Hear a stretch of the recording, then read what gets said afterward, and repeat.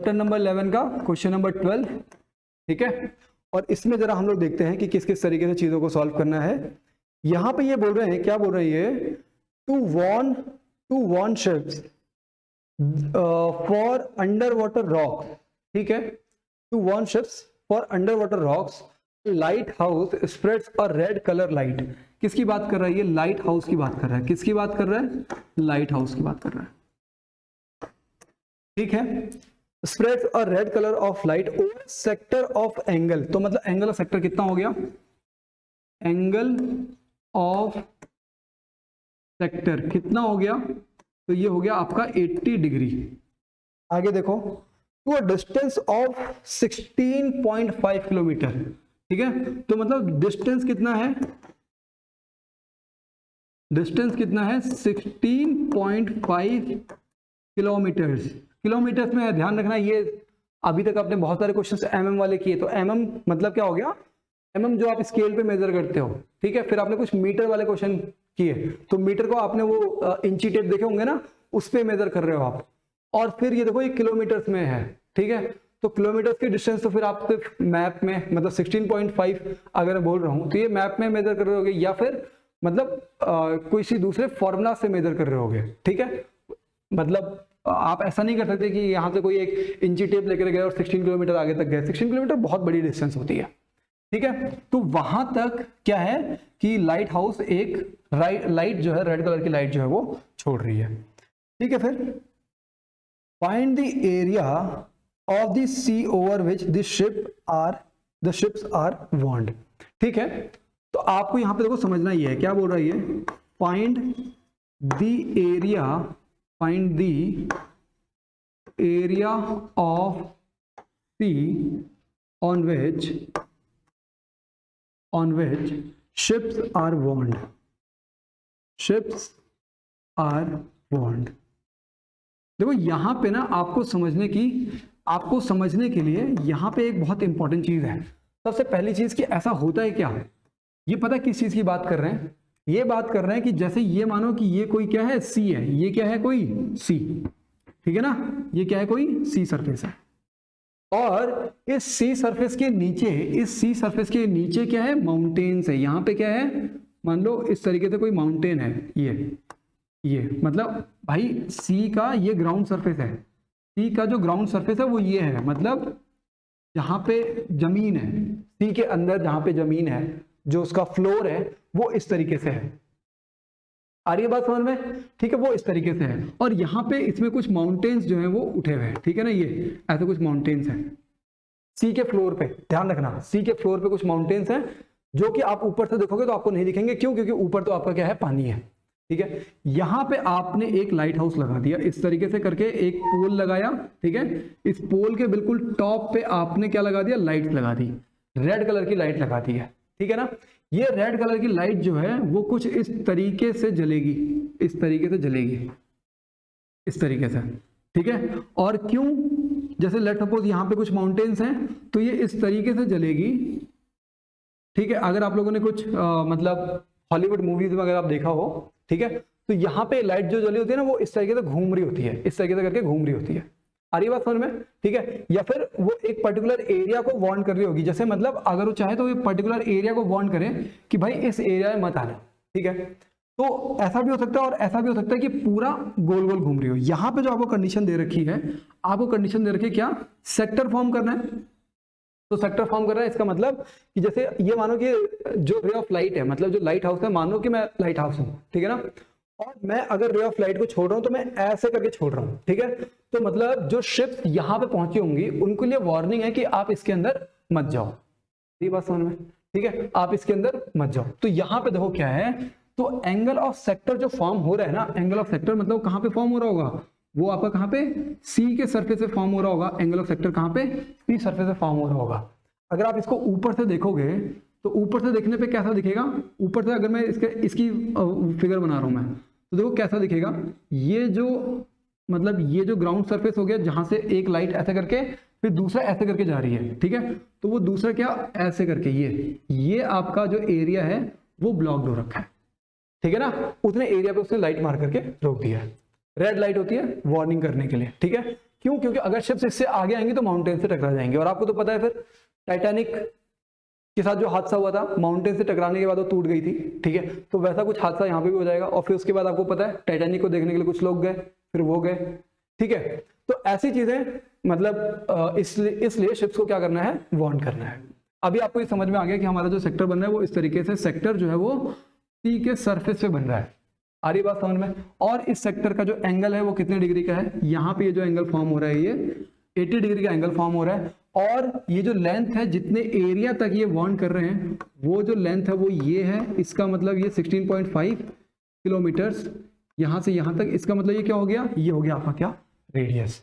जो डिस्टेंस है ये क्या हो जाएगी आपकी, ये हो जाएगी आपकी रेडियस। अभी आपको समझ में आ गया कि ये रेडियस क्यों होगी, समझ में आ गया। अभी भाई लाइट हाउस लगा था, ऊपर से लाइट हाउस इस तरीके से कलर रेड कलर शो कर रहा था कि भाई इतने एरिया में कोई भी शिप ना आए, ठीक है। आप अगर सी सरफेस पे देखोगे तो सी सरफेस पे क्या हो जाएगा, यहां से ये रे ऑफ लाइट जा रही है और यहां तक जा रही है, ठीक है। तो इस तरीके से आगे आगे करते हैं जरा हम लोग। तो मतलब हमको जनरली फाइंड क्या करना है, इसका मतलब हमको फाइंड करना है क्या, area of what, area of this sector. मैं इसको हम लोग इसको यहां पर कर लेते हैं शिफ्ट, ये हमको ये फाइंड करना है, ठीक है ना।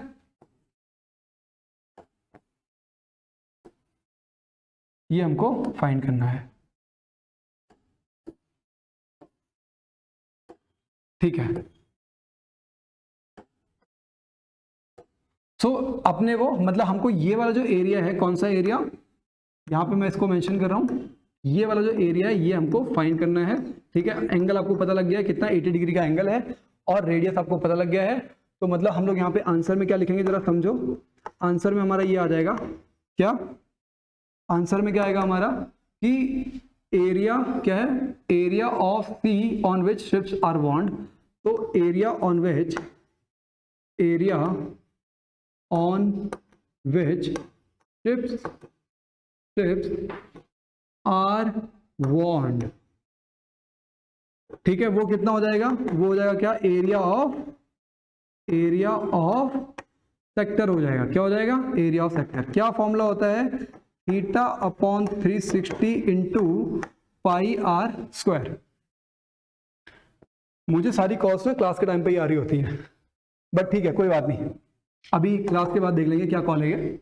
अच्छा, तो थीटा कितना है, 80 डिग्री है, कितना है 80 degree upon 360 degree into pi की वैल्यू। अच्छा, पाई की वैल्यू इसमें इन्होंने 1.34 यूज करने के लिए बोला हुआ है, यस। पाई की वैल्यू कितनी यूज करनी है, 3.14 इंटू रेडियस, रेडियस कितना है अपना 16.5 इंटू 16.5। अब इससे हम लोग इसको कैंसिल करेंगे और 36 जाता है कितने टाइम्स में, तो 36 जाएगा 8 से कितना 4.5 टाइम्स में, तो 4.5 टाइम्स में, 4 टाइम्स में कितना हो जाएगा 32, फिर पॉइंट लगाओगे आप, 0 बढ़ाओगे और 5 टाइम्स में ये कैंसिल कर दोगे। तो यहाँ पे कितना आ रहा है 4.5 आ रहा है।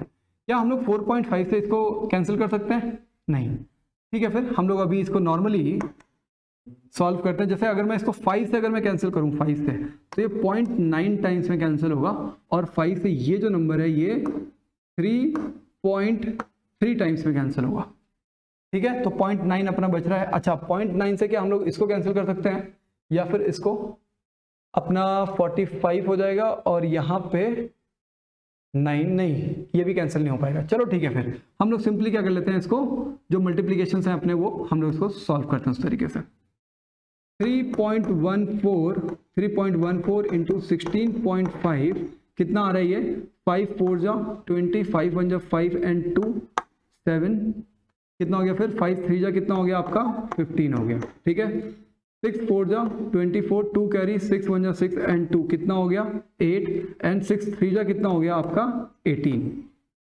फिर आपका यहाँ पे कितना आ जाएगा, यहाँ पे आएगा आपका 4 1 एंड 3। सॉल्व करेंगे 0, यहाँ पे 11 1 carry, and then 12 5 17 and then 1 18 1 carry, 9 10 and then 1 11 and 1 carry and then. तो ये आ रहा है आपका, इसका मतलब 3 डिजिट से पहले देखो यहाँ पे क्या है 2 डिजिट ऊपर और 1 डिजिट नीचे, इसका मतलब 3 डिजिट से पहले डेसिमल लगा दो, मतलब कितना आ गया 51.80। 81 तो 51.81 अपॉन, अच्छा इंटू 3.3 भी है, तो मतलब यहाँ पे कितना हो गया 51.81 इंटू 3.3 अपॉन 0.9। इसको हम लोग जब सॉल्व करेंगे तो देखो यहाँ पे कितना हो जाएगा, ये 51.81 इंटू 3.3, 3 1 जा 3 और 8 3 जा 24 का 4 एंड 2 कैरी, यहाँ पे आ जाएगा आपका 5, यहाँ पे हो जाएगा आपका 15 क्रॉस, सेम चीजें आ जाएंगी आपकी यहाँ पे भी। सॉल्व करोगे ये 3 आ जाएगा, ये 7 आ जाएगा, ये 9 आ जाएगा, ये 0, ये 7 एंड देन 1। कितना आ रहा है 3 डिजिट से पहले डेसिमल, तो मतलब 170.97, कितना 170.98 लिख दे रहा हूं मैं यहाँ पे, अपॉन में 0.9।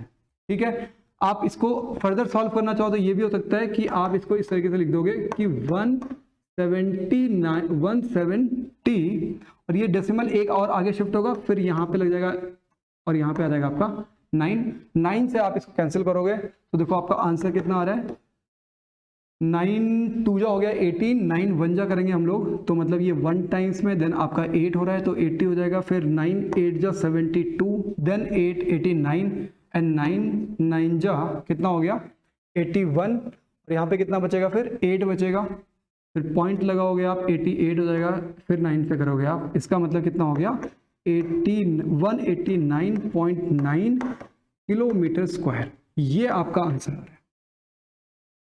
एक बार जरा हम लोग इसको, क्योंकि इसमें देखो आप कैलकुलेशन ज्यादा थी अपनी, तो कैलकुलेशन ज्यादा थी तो एक बार हम लोग इसको जरा हम लोग चेक करेंगे कि भाई हमने कहीं पे कैलकुलेटिव मिस्टेक्स तो नहीं कर दी है।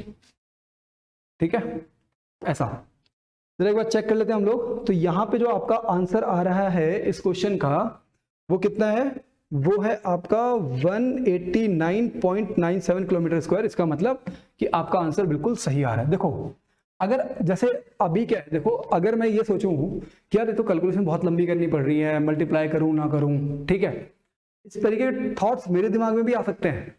ठीक है, मैं चाहूं, क्योंकि मुझे तो आपको सॉल्व करके दिखाना है, मैं यहाँ पे कैलकुलेटर का यूज कर सकता था, क्योंकि मैं एक साइंटिफिक कैलकुलेटर अपने पास हमेशा रखता हूँ। ठीक है, हो सकता है कभी कोई इतना डिफिकल्ट क्वेश्चन पड़ जाए तो मैं एक साइंटिफिक कैलकुलेटर अपने पास रखता हूँ, बट इसका मैं यूज इसलिए नहीं करता हूँ सो दैट अगर जैसे मैं आप लोगों के सामने अगर साइंटिफिक कैलकुलेटर का यूज करने लग जाऊंगा, आप लोग क्या करोगे, घर में बैठ करके फिर वो फोन का यूज कर रहे हो कैलकुलेटर के लिए, बट वो नहीं करना है भाई, पहले अपनी कैलकुलेशंस को स्ट्रॉन्ग करना है ना। और पता है एक तो चीज होती है कि आपको कैलकुलेशन ना आना, और एक होती है कि कैलकुलेशन आपको आती है बट आप करना नहीं चाहते, क्योंकि उसके लिए पेशेंस चाहिए, तो वो पेशेंस बिल्डअप करना जरूरी है। आ रही है बात समझ में, क्योंकि एग्जामिनेशन हॉल में तो भैया वो पेशेंस चाहिए होगा, आपको अलग से फिर उसको सॉल्व करना पड़ेगा, रफ वर्क लिख करके अलग से उसको सॉल्व करो, फिर यहाँ पे आंसर लिखो, वो चीजें जरूरी है।